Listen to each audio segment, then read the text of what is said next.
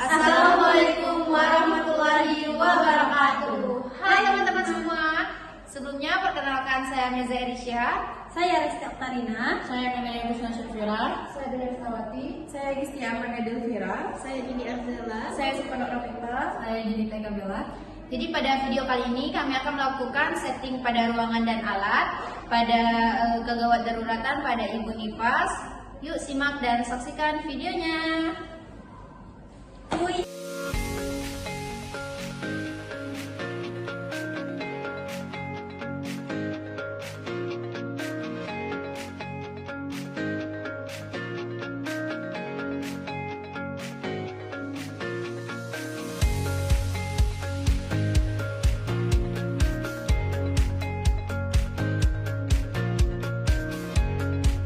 Di sini ada alat untuk perdarahan postpartum pada masa nifas.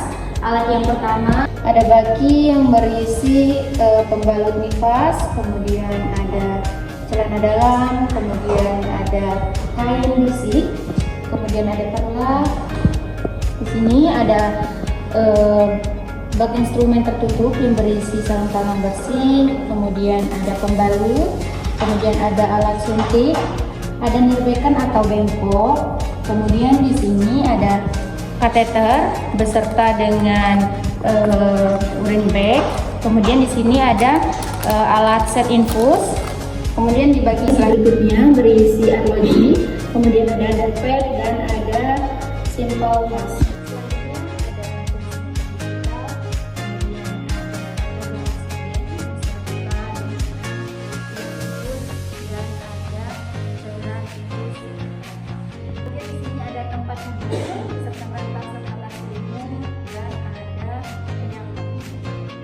Jadi kemungkinan yang terjadi akibat perdarahan postpartum ini, di mana yang pertama itu shock hipovolemik, kehilangan darah banyak dan cepat, ditandai dengan nadi cepat, kemudian tekanan darah turun, pucat, dingin, lemas. Ini yang paling sering dan paling berbahaya. Kemudian yang kedua itu ada anemia berat, di mana akibat kehilangan darah yang banyak, serta ditandai dengan lemah, pusing, sesak, pucat, itu mengganggu pemulihan ibu nifas. Kemudian yang ketiga itu ada gangguan kesadaran, aliran darah dan oksigen ke otak itu berkurang, di mana bisa menyebabkan penurunan kesadaran hingga pingsan. Kemudian yang keempat itu ada henti jantung. Bila shock berat tidak ditangani dengan tepat, kemudian kehilangan darahnya yang ekstrim, bisa terjadi kegagalan sirkulasi. Kemudian yang terakhir itu ada kematian ibu jika perdarahannya itu tidak ditangani dengan cepat dan tepat.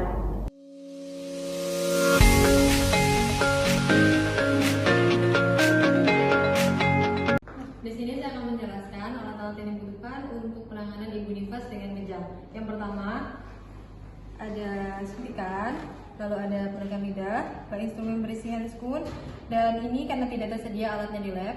Ini adalah section. Lalu ada masker oksigen, ada infus set, ada tabung oksigen, dan juga tensi.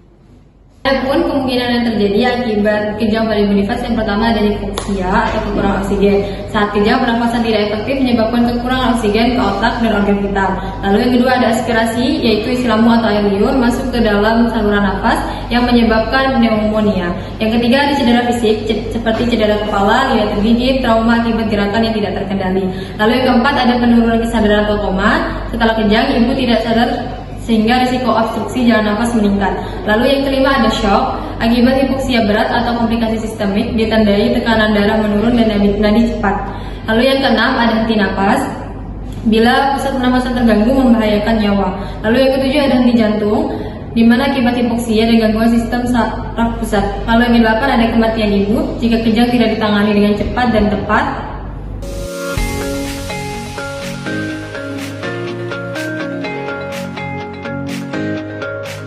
Jadi ibu nifas mengalami henti napas, yaitu alatnya ada oksigen, ambu bag, suction, handscoon, dan stetoskop, dan arloji, tabung oksigen, dan tensimeter.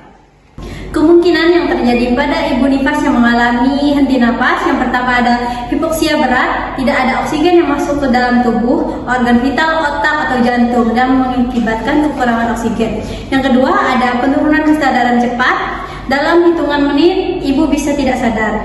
Kemudian yang ketiga ada kerusakan otak. Bila kurang dari 4-6 menit tanpa oksigen dapat menyebabkan cedera otak permanen. Yang keempat ada henti jantung. Kekurangan oksigen menyebabkan jantung berhenti.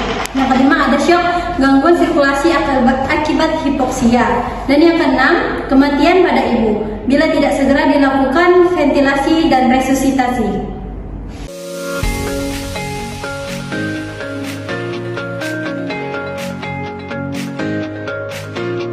Baik, di sini saya akan menjelaskan ibu nifas yang mengalami shock, dan untuk alat-alatnya ada. Yang pertama itu ada infuset, ada simple mask, ada arloji, kemudian ada stetoskop, ada selimut, ada urine bag, ada kateter, dan ada bak instrumen yang berisi handscoon, kemudian ada tabung oksigen, ada tensimeter, ada teh infus dan cairan infus.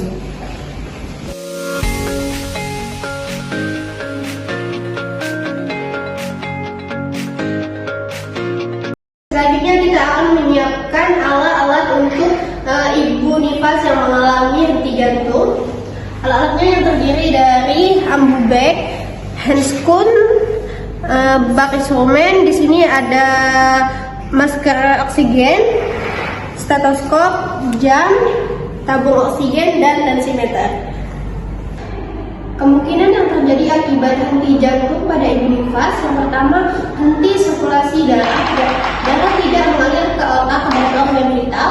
Yang kedua adalah hipoksia berat, otak dan jaringan tubuh kekurangan oksigen total. Yang ketiga adalah kehilangan kesadaran seketika, ibu langsung tidak sadar.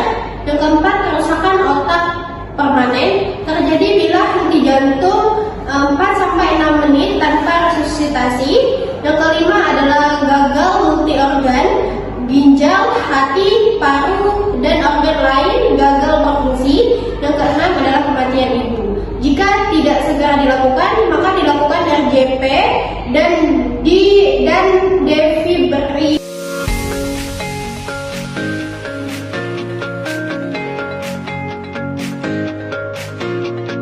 Baik, di sini saya akan menjelaskan jika ibu nifas mengalami penurunan kesadaran, yaitu ada alat-alatnya. Di sini ada bak instrumen yang berisi handscoon dan juga suction, dan ada GCS, ada simple mask, termometer dan juga arloji, dan juga di sini ada stetoskop dan ada infuset, dan di sini ada tiang infus dan cairan tiang infus, dan di sini juga ada tabung oksigen dan juga tensimeter.